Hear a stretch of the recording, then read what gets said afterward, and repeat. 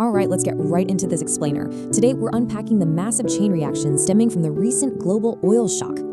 Back on February 28th, the unthinkable actually happened. Oil effectively stopped flowing through the Strait of Hormuz. We're going to trace the exact impact of that geopolitical trigger, domino by domino, right down to your wallet. So if you've been wondering why things feel so incredibly turbulent in the economy right now, you are definitely in the right place.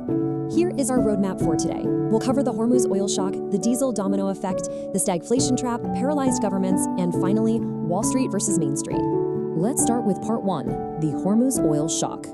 The immediate aftermath here wasn't just some abstract number blinking red on a trading screen. It was a physical, hard halt to the absolute lifeblood of the global economy. Now, US Treasury Secretary Scott Bessent impartially noted that this initial price spike might just be transitory, a temporary blip. But despite those optimistic tones from the administration, the reality is that a central bank simply cannot talk its way out of a physical energy shortage. When the entire global economy runs on energy and that supply gets cut, output falls. It's really that simple. You can tweak and manipulate monetary policy all day long, but at the end of the day, you absolutely cannot print oil. And because we can't print oil, those immediate physical shortages have created this bizarre, deeply concerning ripple effect all over the globe. We're seeing things you literally wouldn't expect. For instance, in Japan, popular snack packaging is suddenly being printed in black and white, simply because there's a shortage of naphtha, a crucial oil derivative. Over in Africa, it's a much more severe story. Farmers just cannot afford the fuel they need to plant their crops, which is a massive threat to future food supplies. Meanwhile, across Asia, you've got these huge queues forming at petrol pumps.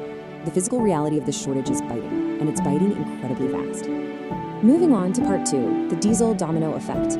While everyday consumer petrol gets all the media headlines, diesel is where the heavy lifting economic damage is actually being done. The crucial difference to understand here is the massive contrast in demand flexibility. Think about it. If the price of petrol goes through the roof, you and I have a choice, right? We can cancel a road trip, we can carpool, or we can just take the bus. We can choose to cut back. But diesel? That is a completely different story. Shipping firms have absolutely zero alternatives. They just have to pay whatever the cost is to transport goods to shops and warehouses. As of right now, there are virtually no electric lorries capable of replacing diesel fleets on a mass scale. The demand is completely rigid. And because of that totally rigid demand, combined with a pretty severe reduction in refining capacity across places like the UK and Europe lately, diesel is just surging. It's now trading at a staggering $64 premium over a barrel of crude oil. It is rising much, much faster than the crude itself. So why does that specific number matter to you? Well, as diesel prices soar, so does the price of literally every single physical good that has to be put on a truck. On top of that, the Gulf crisis has spiked the cost of fertilizer. When you smash surging transport costs together with surging fertilizer costs, you are directly baking future inflation right into the core of the economy.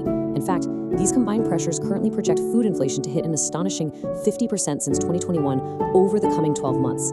And the brutal truth is, when food prices rise, we don't just stop eating, we have to absorb that cost. Which brings us to part three, the stagflation trap. A very dangerous stage is being set as producer prices jump, with the US already seeing a jump to 6% and the UK up to 5.4%. We are staring right down the barrel of something economists absolutely dread, stagflation. It's a brutal economic cycle where you get hit with slow growth and rising unemployment, totally coupled with rising prices. Basically, households take multiple hits at the exact same time. You're paying higher prices at the checkout, but your wages aren't going up to match them. Meanwhile, the broader labor market weakens, which we're already clearly seeing in the UK right now as unemployment starts to creep up. Let's look at how this vicious cycle actually builds. Step one, the energy shock causes inflation to spike. Step two, to fight that inflation, central banks pull their one major lever. They hike interest rates. Step three, those higher borrowing costs naturally choke out and slow down economic growth. And step four, that slower growth forces businesses to slash costs, leading directly to higher unemployment. The ultimate nightmare for central banks here is that they literally cannot solve rising inflation and slowing growth at the exact same time. Fixing one just makes the other one worse. Part four, paralyzed governments. So, with consumers getting squeezed and central banks totally trapped in this loop, where exactly is the government? It's a really fair question to ask. Back in 2022, during the last big energy scare, the UK government stepped up and spent over £20 billion on energy bailouts to protect households. So why is there virtually zero appetite for a large-scale financial rescue today? Why are Western governments acting so constrained? Well, the financial landscape has drastically changed since then. Governments are already swimming in debt. And because inflation is running hot, investors are demanding higher bond yields. That means soaring borrowing costs. The Resolution Foundation points out this crisis will cause UK borrowing to jump by over $12 billion a year, which is the equivalent of 2 pence on the basic rate of income tax. The US deficit is surging just the same. Plus, central banks are actively reversing quantitative easing.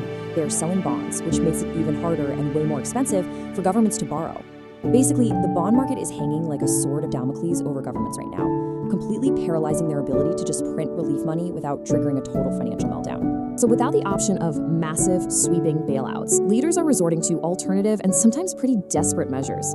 Over in India, Prime Minister Narendra Modi actually went on national television to politely ask citizens to voluntarily reduce their travel and work from home to curb fuel demand.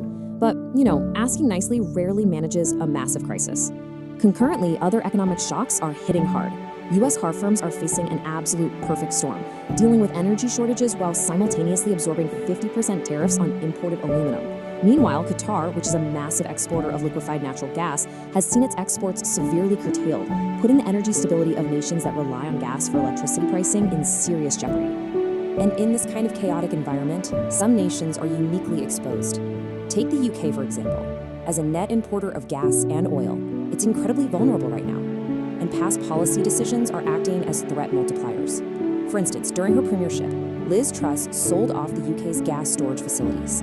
On top of that, the country has given up crucial diesel refineries over recent years. Without those vital inventories and refining capabilities acting as a buffer, the UK is feeling the raw, unfiltered impact of global price shocks almost instantly.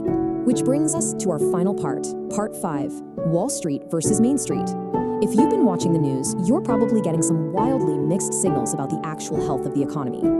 We are literally looking at a two-speed economy. On Wall Street, global stock markets have been unbelievably resilient, just shaking off all the doom and gloom. Stocks are soaring to record levels, largely driven by high U.S. corporate profits and an absolute explosion in AI-related tech stocks. Yet, simultaneously, down on Main Street, everyday consumer sentiment has plunged to some of the lowest levels on record. People are actively struggling to afford basic living costs while the stock market is popping champagne. But here's the reality check. Wall Street is giving us a massive head fake right now. Financial markets are currently behaving as though this whole energy shock is just a temporary blip. But when food and diesel prices skyrocket, consumers don't stop buying food, right? They stop buying non-essentials. They cancel Netflix, they cancel those AI subscriptions, they stop eating out. Eventually, that collapse in everyday consumer spending is going to filter up and inevitably crush those soaring corporate profits. The stock market right now is acting exactly like a cartoon character that has run off a cliff but just hasn't looked down yet. Now, you might be thinking, what if geopolitical tensions suddenly cool off? Well, even if the Strait of Hormuz miraculously reopened today, this crisis wouldn't just vanish overnight. Energy prices would remain elevated for a considerable amount of time. Why? Because countries around the world have completely drained their inventories, and they would desperately rush back into the market to buy oil and restock, keeping demand super high. Sure, inflation would eventually peak and recede, but the economic pain, that's already baked in for the coming months. Which leaves us with one final, absolutely crucial question to ponder. Modern, highly financialized economies have lazily assumed that cheap, abundant physical energy is just infinitely available. The Hormuz shock is a massive wake-up call that it isn't. You can't run massive AI servers, transport physical goods, or grow crops with stock market optimism. You need physical fuel. So as you watch this domino effect continue to unfold, ask yourself, how sustainable really is a two-speed economy when the physical energy actually runs out? Keep a very close eye on those diesel prices. They are going to tell you exactly where we're heading next.